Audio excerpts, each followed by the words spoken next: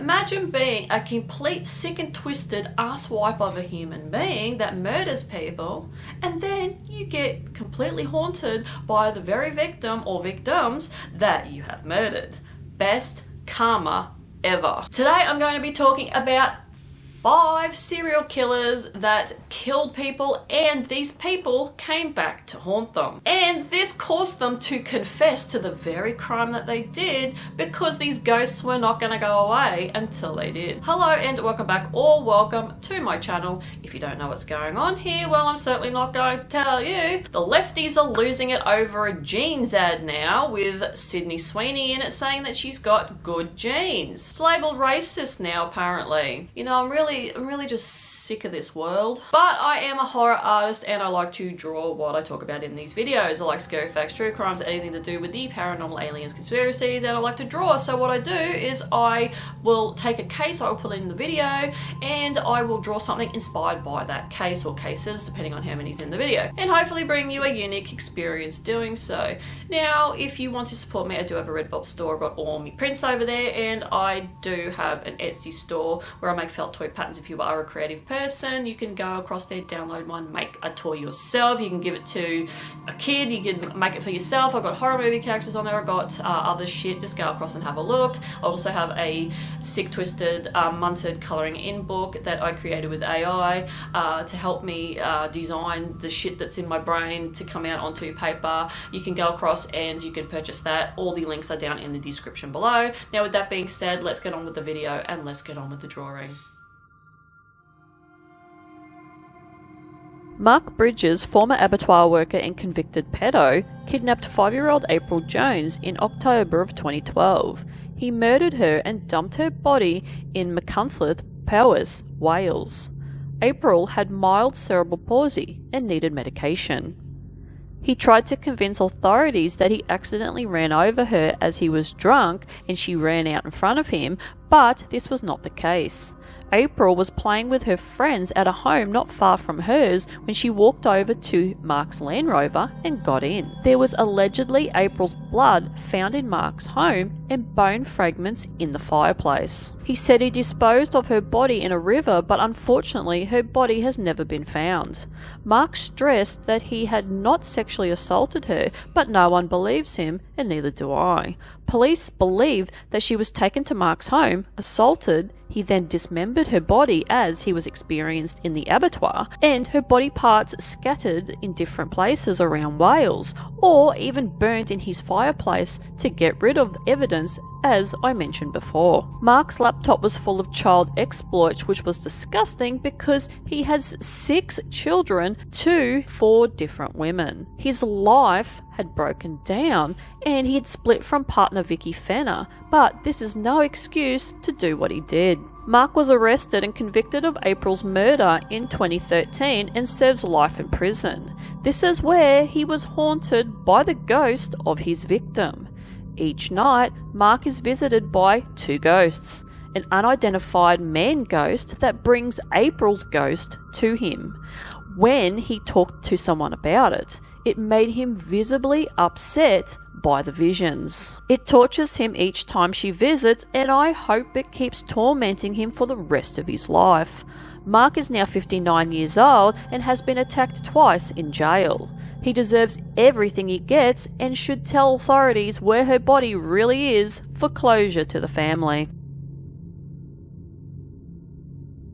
Victor Amewugah was a 27-year-old chainsaw operator at the time, married with 1 child, living in Ghana, that killed 2 taxi drivers and stole their taxi vehicles in 2013. Victor would apparently hire the cabs and their drivers for long journeys, then on the way he would kill them with a gunshot and steal their cars. After these 2 incidences, he couldn't sleep because when he would go to bed, he would get a knock on the door. He would get up, open the door, and see the ghost of one of the taxi drivers he killed, and the ghost would slap him. Not long after this, the second victim began haunting and attacking him in his dreams and slapped him while he slept. This did not stop. night after night until he confessed to a friend, as it was unbearable to keep it in anymore, and that friend turned him into authorities. Victor was arrested, confessed, and expressed regret for his actions. He then advised other criminals to not do what he did, as they would be haunted by their victims. The company supporting my channel today is Down to Ground. They make grounding mats for sleeping and standing on, grounding sheets, pillowcases, and much more. If you are a shit sleeper, suffer from pain and inflammation in your body, and also get up several times a night to pee, then this product might be for you. These grounding tools can reduce anxiety, depression, and stress, heal wounds faster, improve blood flow and blood pressure, and rejuvenates your body to give you a more youthful appearance with improvements to your skin, as the electrons act like an antioxidant. Also, for us females, it can reduce PMS pain in just 6 weeks of using the mats. Gotta love that. If this sounds like something that you might be interested in, head over to downtoground.co using the links below. You will get 10% off your entire order. And if you are not happy with it, you can send it back for a full refund. Also, you get a free socket tester to make sure that your home is properly grounded for your mat to work, as it connects to the electrical socket but does not use electricity, just the grounding port, so you will not get electrocuted if it gets wet.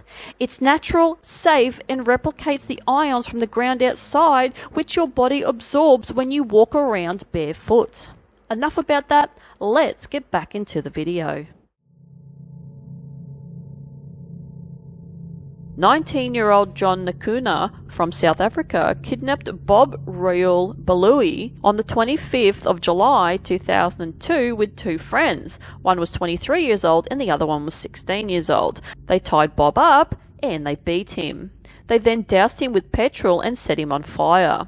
He was burnt alive, and his remains were later found by a farmer, and he called police. The 28-year-old Bob was the younger brother of a police officer, Superintendent Joseph Balui. John's mobile phone was found at the crime scene, and all 3 men were arrested, but only John was convicted.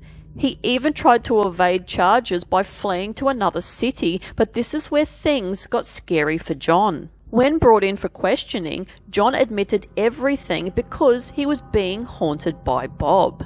Each night, in his dreams, Bob would come to him and say in an eerie voice, "Just tell my family that you are the one that murdered me, and you'll start to sleep in peace, or you will follow me." Once he confessed, the dreams went away. He was arrested and charged with the murder of Bob, pleaded not guilty, but the court used his confession to convict him.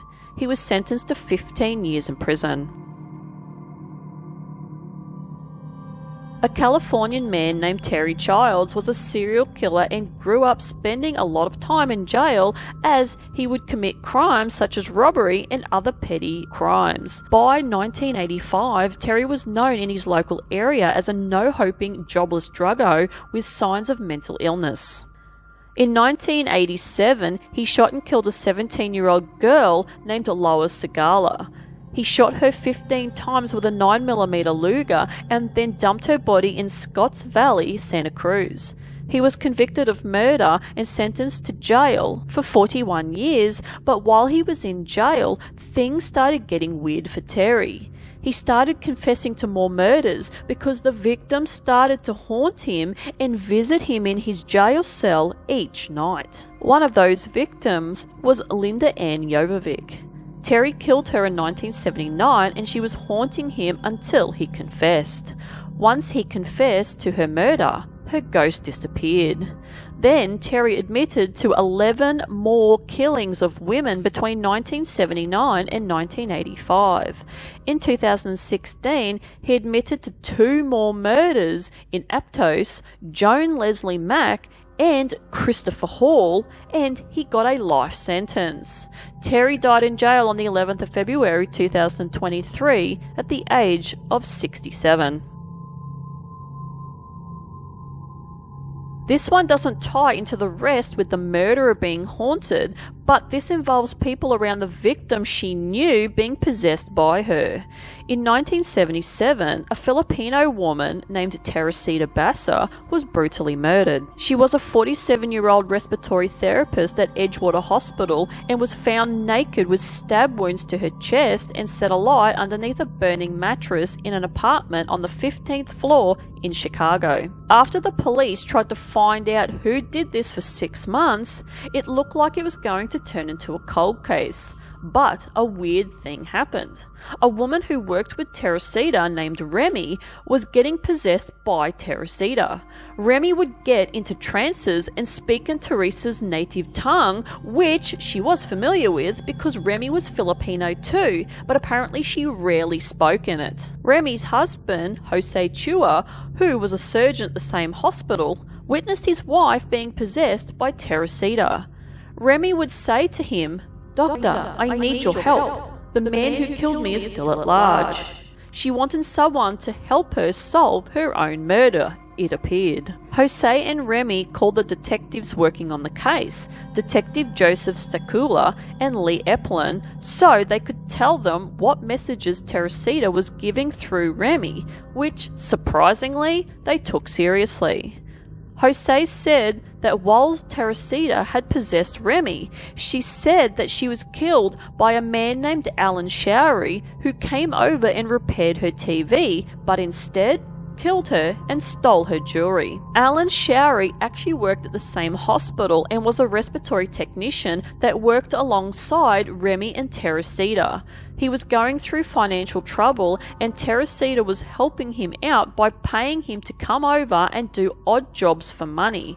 The detectives went to Allan's apartment and found that Allan's pregnant girlfriend, Yanka Kulmak, was given jewelry by Allan that was owned by Teresita. Even though the case was only going off of a paranormal vision, it still went ahead, even though nothing like this had ever happened before in Chicago.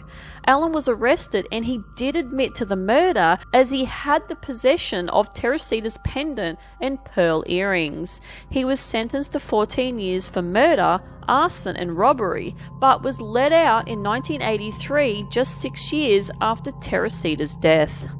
There is even speculation that Jose and Remy had something to do with her murder, hence why Remy was obviously getting possessed or maybe had a guilty conscience, and they actually on-sold the jewelry to Allan to hopefully pin him for the murder, so they got away scot-free, and obviously they might have done some sort of deal with Allan to make him shut his mouth and just go along with it. There's also, hearsay that had happened, but that is only speculation. So maybe for this story, in the conclusion, the murderer may have been Remy, and she was being possessed by the ghost of Teresita to confess, but she was sort of turning it around and making it out like she hadn't done it, it was somebody else. So let me know your thoughts on any of these cases down in the comment section below.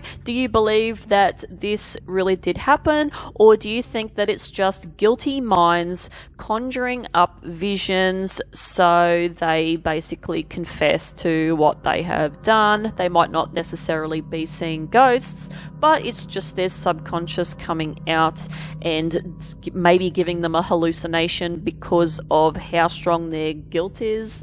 Maybe, I don't know. Let me know your thoughts anyway. Now, the illustration that I did for this one today is of a being that is being possessed by some ghosts, and I've done similar drawings like this before where I have like these creepy little like things coming out from behind people with like heads and stuff. So yeah, I do tend to enjoy drawing these kind of illustrations, so that's why if you follow my channel you would have seen a few illustrations like this before. It's just because I enjoy it. But yeah, this being is being haunted by the victims that it's killed, and it's basically tormenting them. So the stake through the ears is basically tormenting them in the brain, obviously, like that's what that's representing. And then obviously the chest spike is another representation of them maybe having like a sick feeling or regret to what they have done. And yeah, they're just like cowering down, just going, please stop, I'm so sorry. And yeah, they haven't had any sleep, their eyes are red. And yeah, that's pretty much what it is. So that is it from me. Hopefully you enjoyed this video, and if you did, like, subscribe, dislike it, I couldn't give two shits what you do. And hopefully you watch whatever is left of this video, and I'll see you guys in the next one. Bye.